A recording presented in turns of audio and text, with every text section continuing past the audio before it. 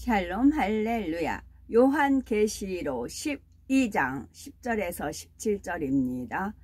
내가 또 들으니 하늘에 큰 음성이 있어 이르되 이제 우리 하나님의 구원과 능력과 나라와 또 그의 그리스도의 권세가 나타났으니 우리 형제들을 참소하던 자 곧 우리 하나님 앞에서 밤낮 참소하던 자가 쫓겨났고 또 우리 형제들이 어린 양의 피와 자기들의 증언하는 말씀으로써 그를 이겼으니 그들은 죽기까지 자기들의 생명을 아끼지 아니하였도다.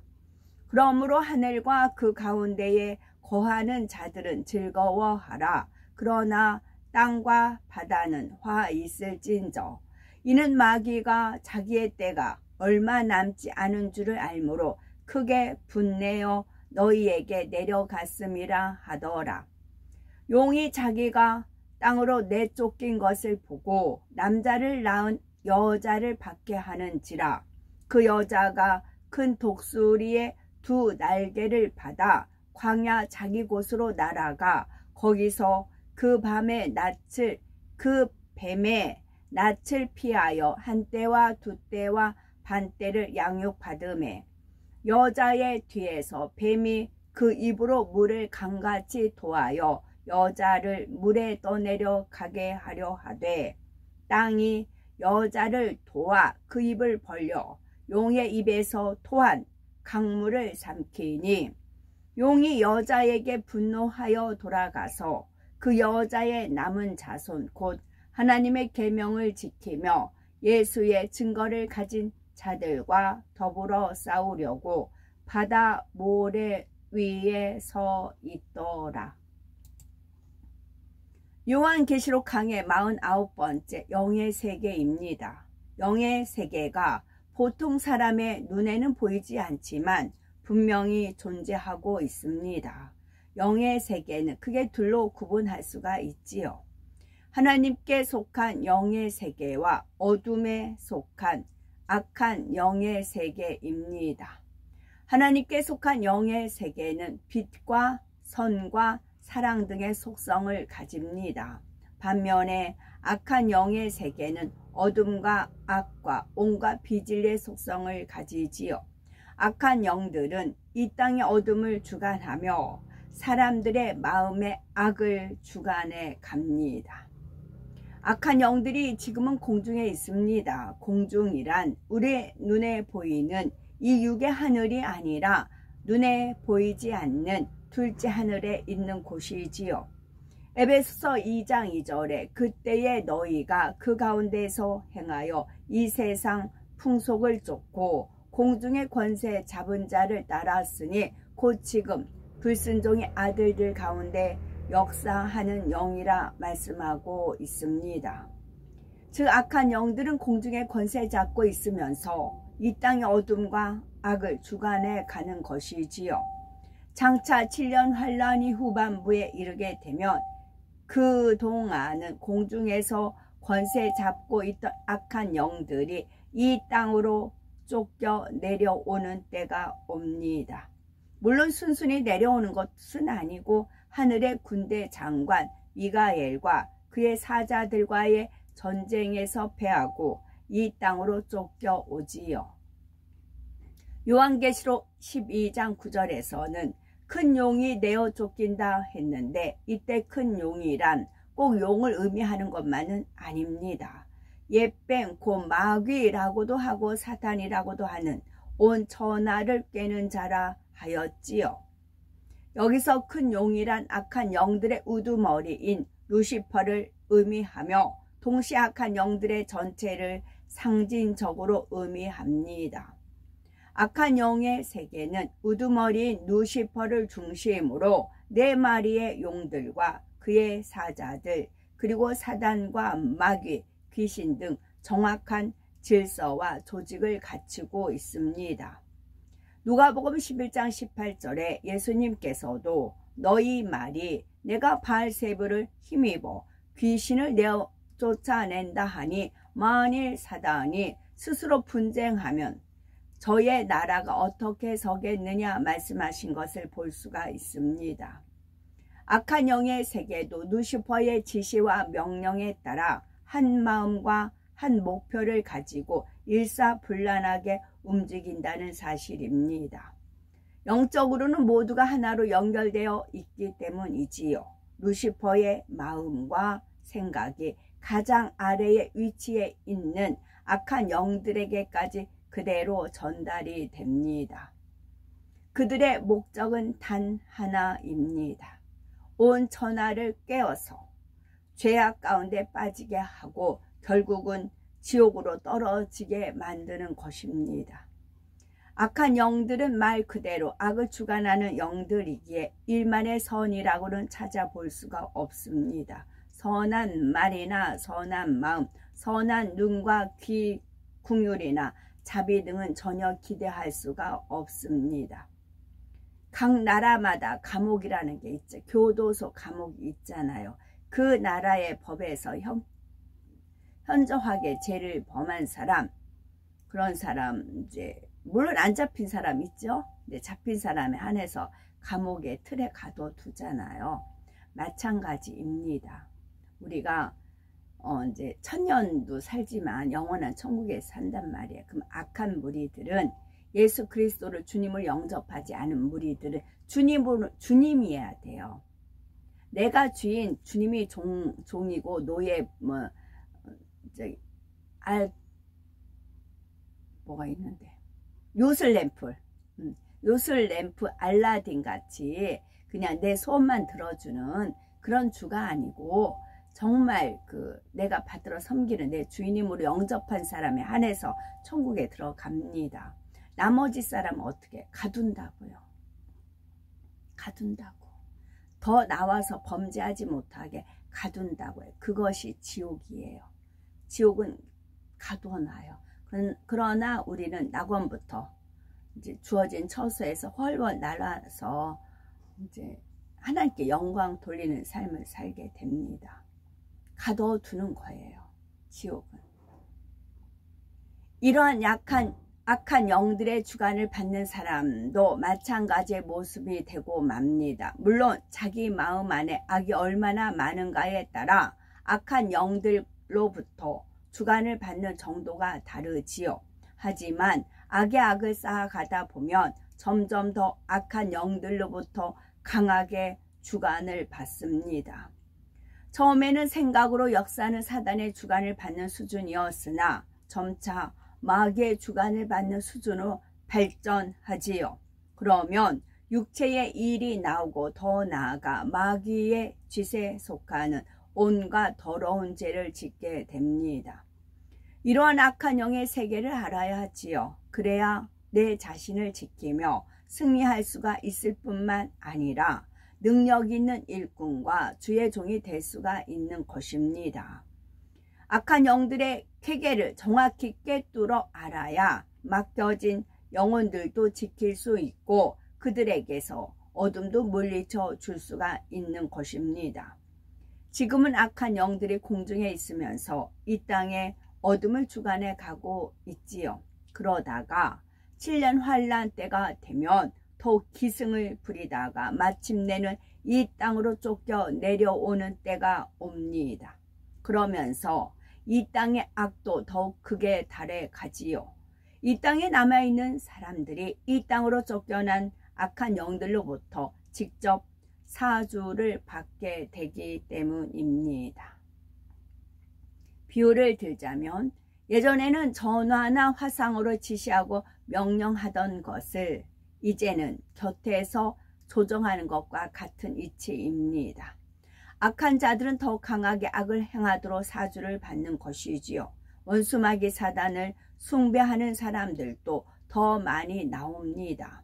이렇게 악한 영들이 공중으로부터 이 땅으로 쫓겨났다는 것은 결국 그들의 권세도 끝을 향해 가고 있다는 증거입니다. 요한계시록 12장 10절에 내가 또 들으니 하늘에 큰 음성이 있어 가로되 이제 우리 하나님의 구원과 능력과 나라와 또 그의 그리스도의 권세가 이루었으니 우리 형제들을 참소하던 자 곧 우리 하나님 앞에서 밤낮 참소하던 자가 쫓겨났고 하나님의 구원과 능력과 나라와 또 그리스도의 권세가 이루어졌다는 것은 어둠의 권세가 끝났다는 의미입니다. 이때가 육으로 볼 때는 7년 환란의 후반부로서 악이 최고 극을 향해 가고 있는 시점이지요. 이는 다시 말해 얼마 후면 7년 환란이 끝나고 주님께서 다스리시는 천년 왕국이 도래한다는 의미가 됩니다. 이제 악한 영들은 권세를 잃고 그들 앞에는 심판의 날만 남아 있습니다. 본문에 보면은 공중에서 쫓겨난 악한 영들에 대해 우리 형제들을 참소하던 자 곧 우리 하나님 앞에서 밤낮 참소하던 자라 했습니다. 사단은 늘 참소할 대상을 찾습니다. 그것도 주를 믿는다고 하는 사람들 중에서 참소할 만한 자를 찾는 것이지요. 베드로 전서 5장 8절에 근신하라 깨어라 너희 대적 마귀가 우는 사자같이 두루 다니며 삼킬 자를 찾나니 말씀한 대로입니다. 참소할 대상을 찾아다니다가 발견하면 영계의 법에 따라 송사를 하게 됩니다. 그래서 시험, 환난, 고통, 질병 등을 가져다 주고 더 악을 바라게 하여 어찌하든 하나님을 떠나도록 만들지요. 반면에 주를 믿지 않는 사람들은 어차피 죄 가운데 살다가 지옥으로 갈 테니 굳이 애써 찾아다니며 참소할 필요가 없습니다. 인간 경작의 기간 동안 이렇게 참소하는 자들로서의 역할을 감당했던 악한 영들이 이제 그 권세를 잃게 될 날이 다가오는 것입니다. 원수마귀 사단은 어떻게든 하나님의 자녀들을 참소하여 사망으로 이끌려고 해왔습니다.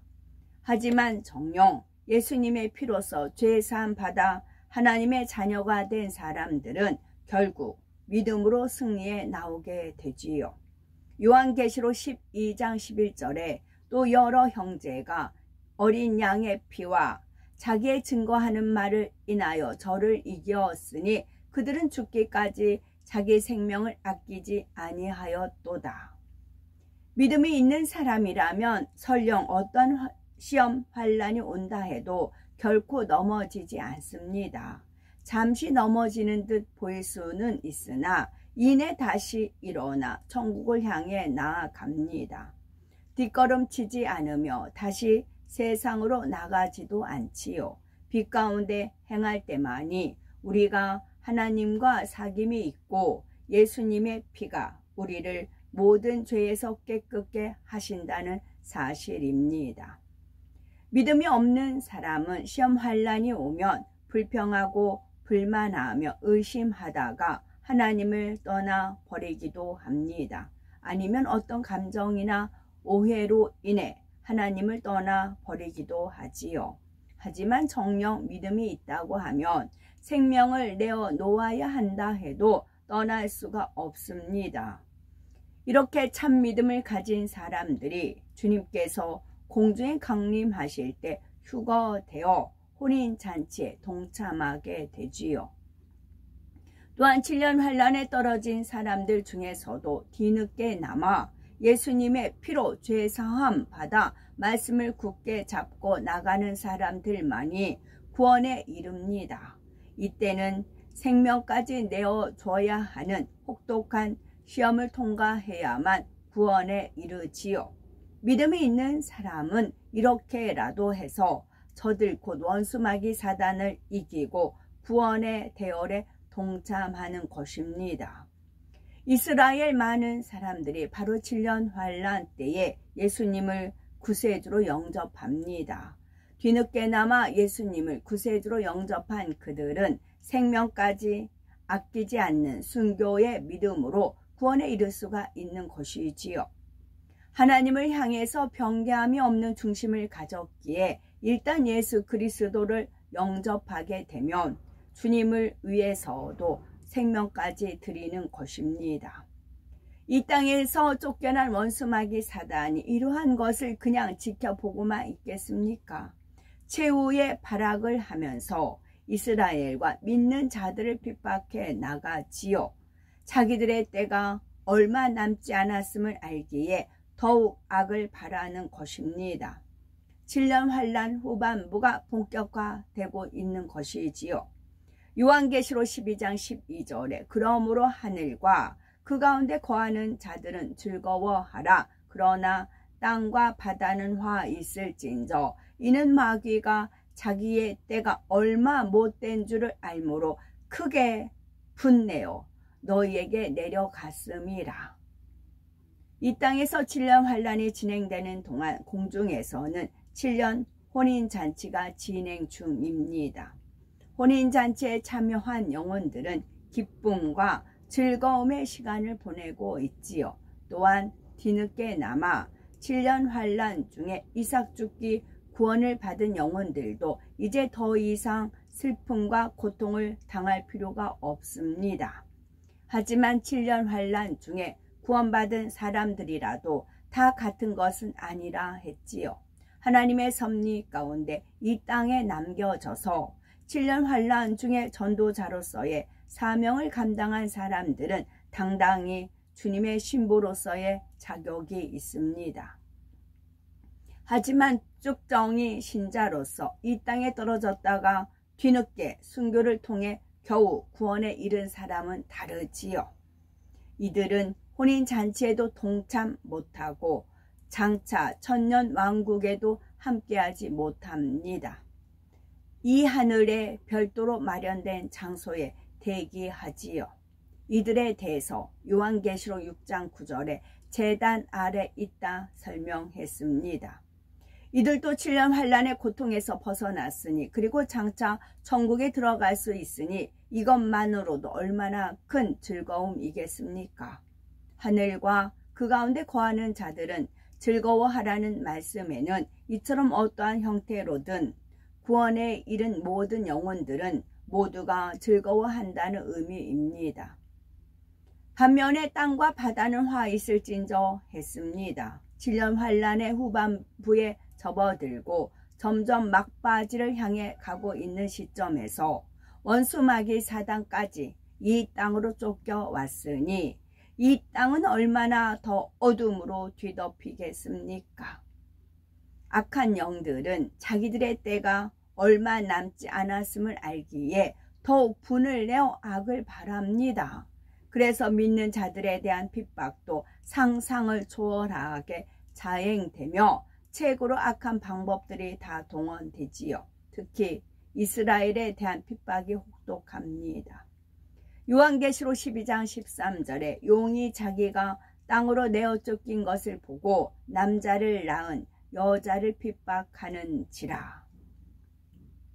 남자를 낳은 여자란 이스라엘 민족이지요. 예수 그리스도로 인해 자신들의 권세를 잃었고 이제 공중으로부터도 쫓겨났으니 그 분풀이를 이스라엘 민족에게 하는 것입니다. 적그리스도의 세력을 통해 이스라엘에 대한 본격적인 핍박이 시작되지요. 하나님께서는 이때를 위해 이스라엘 민족이 대피할 수 있는 곳을 예배해 두셨다 했습니다. 하지만 그때의 상황이 워낙 급박하지요. 마태복음 24장 16에서 19절에 보면 그때의 유대에 있는 자들은 산으로 도망할지어다. 지붕 위에 있는 자는 집안에 있는 물건을 가지러 내려가지 말며 밭에 있는 자는 겉옷을 가지러 뒤로 돌이키지 말지어다. 그 날에는 아이 뵌 자들과 젖 먹이는 자들에게 화가 있으리로다 했습니다. 하나님께서는 이스라엘의 구원을 위해 그때를 예비해 두셨지요. 요한계시록 12장 14절에 그 여자가 큰 독수리의 두 날개를 받아 광야 자기 곳으로 날아가 거기서 그 밤에 낯을 피하여 한 때와 두 때와 반 때의 양육을 받으매. 이스라엘 민족이 광야로 피하게 되는데 이때 큰 독수리의 두 날개를 받았다 했습니다. 그는 이는 비행기와 같은 운송기구를 의미합니다. 아직 비행기가 없던 당시로서는 이렇게밖에 표현할 수가 없는 것이지요. 이렇게 해서 뱀의 낯을 피하는데 이때 뱀이란 사단의 사주를 받는 적그리스도의 세력을 의미합니다. 거기서 한 때와 두 때와 반 때를 양육받는다 했는데 이는 곧 7년 환란 중에 3년 반을 뜻하지요. 즉 한 때가 1년, 두 때가 2년, 반 때를 반년으로 계산하면 총합이 3년 반이 됩니다. 적그리스도의 정체가 드러나고 본격적인 핍박이 진행되는 것이 바로 3년 반의 시간 동안입니다. 이스라엘은 하나님께서 예비해 두신 곳으로 피하지만 적그리스도의 세력은 포기하지 않습니다. 이러한 적그리스도의 세력이 3년 반 동안 이스라엘을 핍박하는 과정이 크게 세 부분으로 나누어집니다. 3년 반을 굳이 한 때와 두 때와 반 때라고 표현한 이유가 여기에 있습니다. 먼저 한 때, 즉 1년 동안은 적그리스도가 온갖 장비들을 동원하여 이스라엘 민족이 도망한 곳을 찾으며 정탐합니다. 본격적인 공격을 위한 탐색의 시간이지요. 그러다가 두 때, 즉 그 후 2년 동안 적그리스도의 세력은 총 공세를 펼칩니다. 갖가지 무기들을 총동원하여 이스라엘 민족이 대피한 곳을 공격하지요. 이로 인해 많은 이스라엘 사람들이 죽습니다. 물론 하나님께서 예비하신 곳은 천혜의 요새와 같은 곳이기 때문에 그나마 그 엄청난 공격에도 견뎌냅니다. 하지만 첨단 무기들과 가공할 화력 앞에 그래도 많은 사람들이 죽을 수밖에 없는 것이지요. 이렇게 총공세를 계속하던 적그리스도의 세력은 이제 전략을 바꿔 해위책을 쓰게 되는데 이 시기를 가리켜 반때라 하는 것입니다. 이때도 해위책에 넘어가는 사람들이 있습니다. 더 이상 도망하며 견뎌내는 것이 지치고 소망이 없는 것 같아 보이므로 남은 사람들 중에 일부가 적그리스도의 해위에 넘어가지요.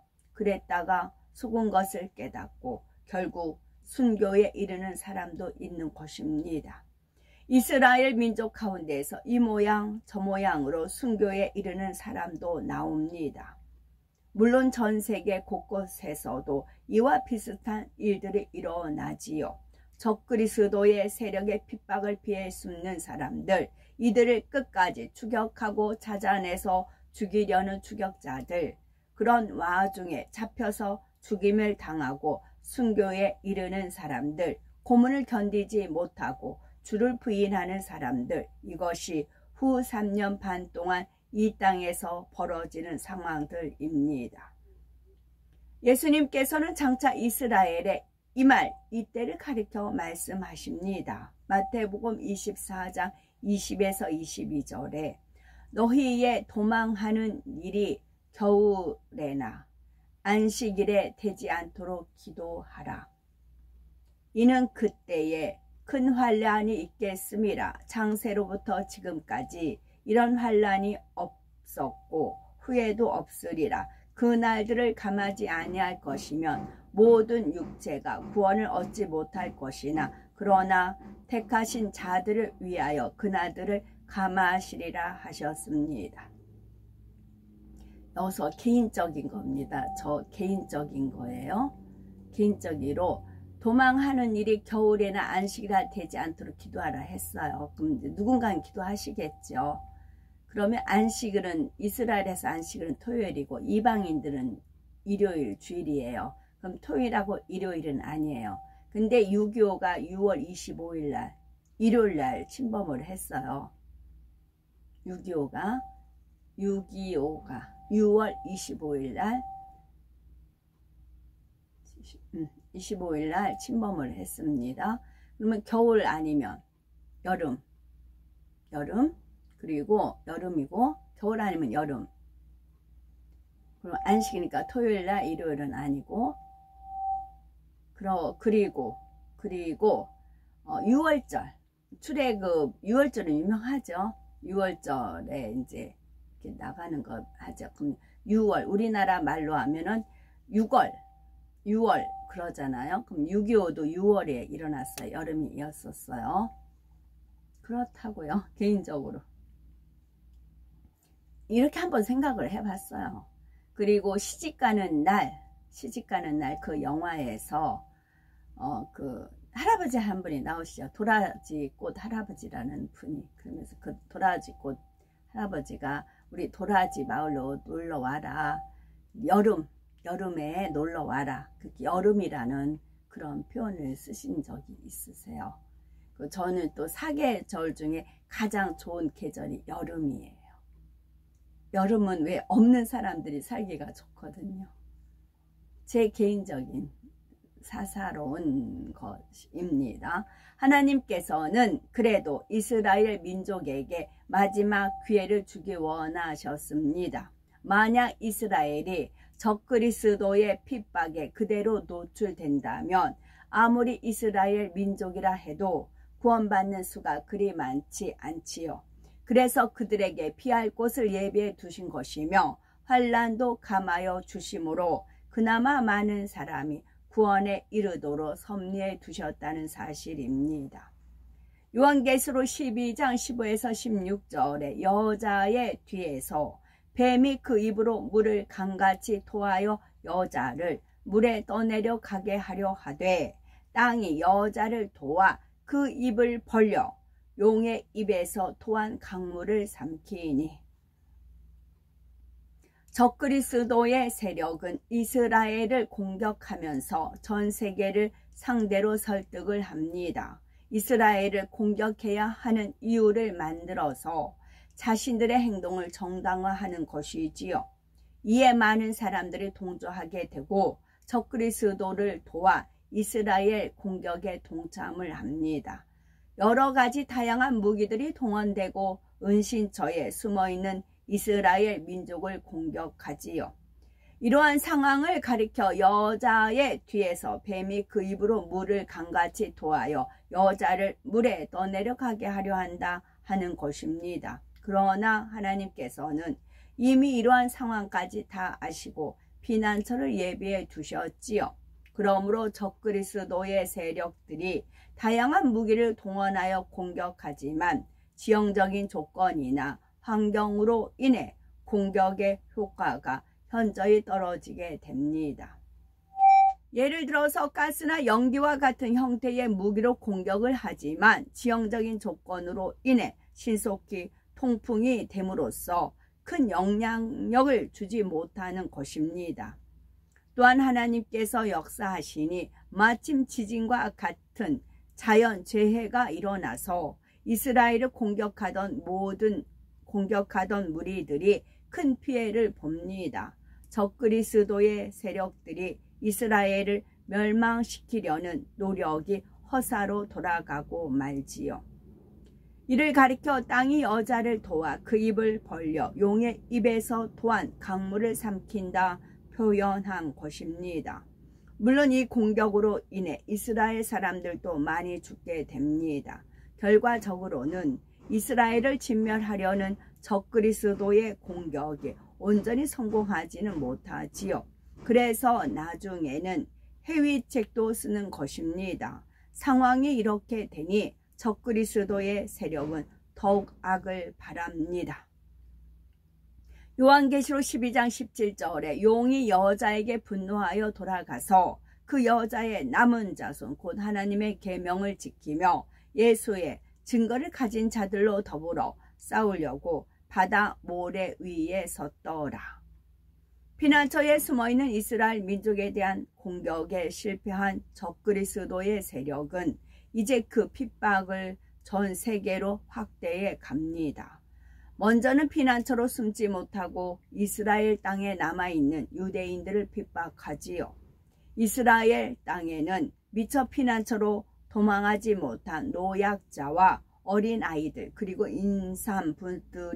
임산부들이 있습니다. 이들을 무자비하게 탄압하는 것이지요. 이스라엘 땅에 남아있는 사람들은 비록 도망하지는 못했지만 이미 적그리스도의 정체를 알고 있습니다. 그 중에는 예수님을 구세주로 영접한 사람들도 많지요. 바로 이들을 핍박하며 잔인하게 죽이는 것입니다. 뿐만 아니라 전 세계에 퍼져 있는 유대인들, 그 중에 예수님을 구세주로 영접한 사람들과 또한 수많은 믿는 사람들에 대해 엄청난 핍박을 가하기 시작하지요. 계명을 지키며 예수의 증거를 가진 사람들과 더불어 싸운다는 것이 이런 의미입니다. 바다 모래 위에 섰다는 것은 전 세계 곳곳에서 이런 핍박을 행한다는 의미이지요. 이로 인해 세계 곳곳에서 순교도 하게 되지만 그 핍박과 고문이 너무 심하기 때문에 결국 주를 부인하고 마는 사람들도 많이 나옵니다. 이처럼 7년 환란 후 3년 반은 주를 믿는 자들에 대한 극심한 핍박과 탄압이 극으로 치달아 갑니다. 그 구체적인 내용이 13장에 나오지요. 말씀을 통해 우리는 하나님께서는 이스라엘 민족을 구원하시기 위해서 7년 환란 중에도 섭리 가운데 인도해 가십니다. 또한 공의의 법칙에 따라 휴거되지 못하고 이 땅에 떨어졌지만 그래도 주의 이름을 붙잡고 있는 영혼들을 위해 구원의 기회를 주시지요. 아, 휴거라니 어떻게 휴거돼? 말이 돼? 믿어져? 그럼 노아시대 똑같아요. 배를 짓고 있어요. 배를 짓고 있어요. 비가 온대요. 그 비가 오면 이제 배가 이제 산에 이제 배를 산에 지었잖아요. 그러면 비라니 무슨 비야? 그게 믿어져? 비 본 적 있어? 노아 있게 된 거 아니야? 똑같아요. 지금 휴거된다 하잖아요. 휴거라니? 휴거된 거 봤어? 맞아. 그럴 리가 있어. 이렇게 좋은 세상에 돈만 있으면 장땡인데. 똑같아요. 물론 이때는 자신의 의지만으로 생명을 드릴 수 있는 순교의 각오를 가지고 모든 핍박과 고통을 견뎌내야 구원에 이릅니다. 하지만 이때도 하나님께서는 믿는 자들로 하여금 어떻게든 믿음을 지킬 수 있도록 이끌어 가시지요. 그래서 14만 4천 전도자를 세우시고 두 증인을 세우시는 것입니다. 그러기 때문에 비록 많은 수는 아니지만 그나마 이삭 죽기 구원에 들어오는 것입니다. 성령이 거두어진 후에도 이러할진대 하물며 지금 성령 시대에는 하나님께서 얼마나 많은 기회를 주고 계시겠습니까? 이러한 기회를 꼭 붙잡는 우리가 되셔야 되겠죠. 고린도후서 6장 2절에 가라사대 내가 은혜 베풀 때에 너를 듣고 구원의 날에 너를 도왔다 하셨으니 보라 지금은 은혜 받을 만한 때요 보라 지금은 구원의 날이로다 말씀했습니다. 성령을 통한 아버지 하나님의 풍성한 은혜가 넘치는 이때를 놓쳐서는 아니 되겠고 영으로 온 영으로 들어가기 위해서도 지금의 기회를 놓쳐서는 아니 되겠습니다. 다시 한번 힘차게 달려나가시기 바랍니다. 아멘.